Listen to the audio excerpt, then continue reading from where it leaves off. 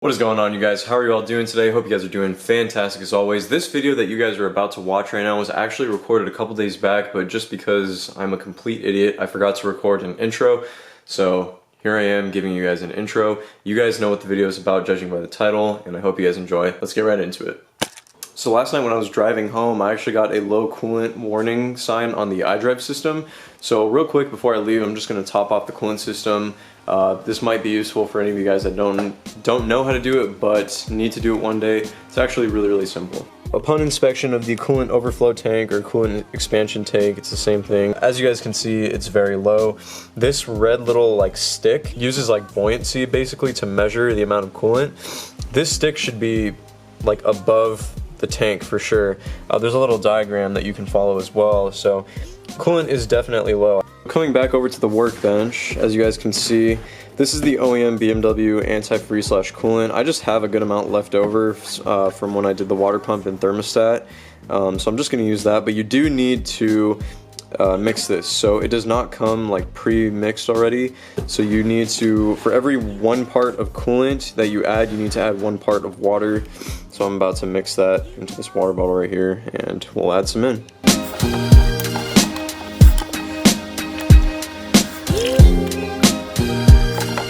Ooh, look at that, guys. Don't you just want to drink that? It's like cough syrup, a little bit of Gatorade in there. Alright, time to pour this back in. Let's see, hopefully I don't spill any of it.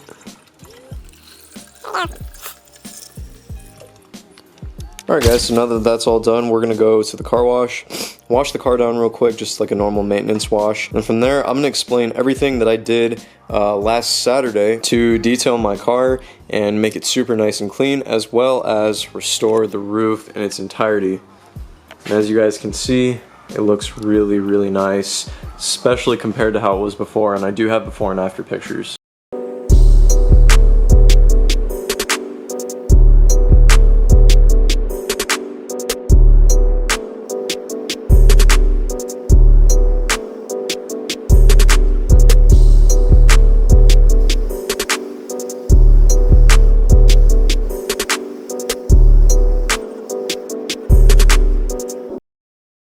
Alright guys, so I just got done washing my car.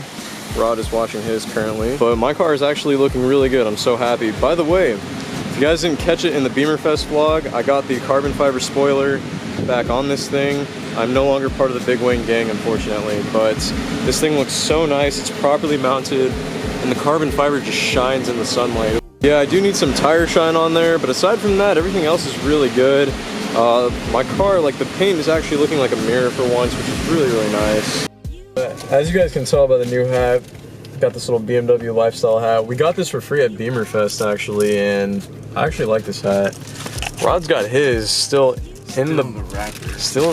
Still has the still's got the tag on it. It's got like the cardboard inside the hat or whatever in the inside of it. Trying to do an unboxing real quick, bro? Unboxing video? I'm down, dude. Let's do it. Right now. Let's do it, dude. Man. Gotta open this bad boy up right here. That is clean. Quality material, bro. Look at that. High quality. Ooh, it's got the BMW tag on it, the little imprint. Exactly. No price because it was free, you know? Yeah, exactly. No price at all. BMW lifestyle right there. BMW lifestyle, boys. Made in China. Made in China. You know it's high quality. Most, you know what I'm saying? There you go. No, it fits. This one size fits. That looks good. That looks good. No, that actually that looks good. Alright, what's up guys? So we switched over to the in-car cam, and I'm basically just going to be giving a quick explanation. If you guys watched the Beamerfest video, I said I was going to make a separate video on how I detailed my car, as well as Rod's M3. We both got our cars detailed at Shane's house the same day, and we did the exact same process, so I figured I would just do a quick overview talking about that. As you guys could see from some of the clips, I was able to restore the clear coat damage on my roof. I never really talked about that in any of my videos, but you guys could probably see it in a lot of the footage that I took. Essentially, just like how the hood had clear coat damage, it was starting to spread to the roof as well, but fortunately we were able to buff it out. Now, my car in general has not been the cleanest thing. You know, I'm not the first person to admit that. It had a lot of swirl marks, it had a lot of stuff in the paint, just a lot of dirt caked on there and whatnot.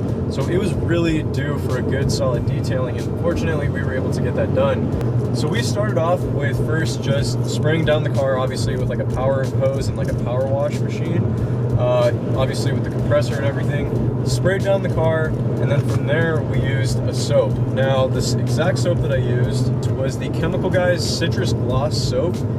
Now this soap is pretty good. It creates a lot of suds and whatnot, and you just basically take like a wash glove or a wash mitt, and you mix it in your wash bucket, and then you just rub the car down, shampoo it or whatever it is. But one thing that I do want to stress is that it is a strip wax soap. So it is designed to remove any wax, adhesives, just anything on the paint of the car, and basically so that if you're going to redo the polish or anything like that, you have a clean slate to work off of. So with that obviously being said, I needed to use a strip wax soap because there was a lot of contaminants and stuff already on the paint, and if we were just going to detail the car from scratch, that's what we needed to use.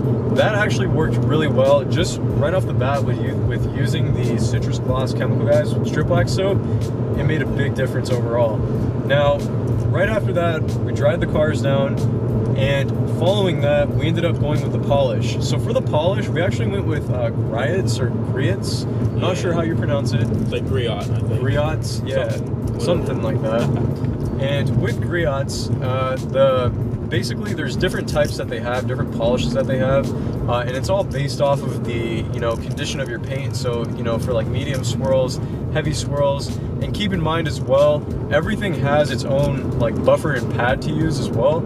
So to keep in mind, if you are going to be using these at home, it's important that you know that there are specific pads and whatnot if you are new to the detailing process on how to do this. But we use the Griot's Garage Fast Corrective Cream, and I actually used the heavy swirl remover on my car because my car had definitely seen quite a bit of just wear on the paint, swirl marks, minor scratches, dirt, contaminants, all that kind of stuff on the paint.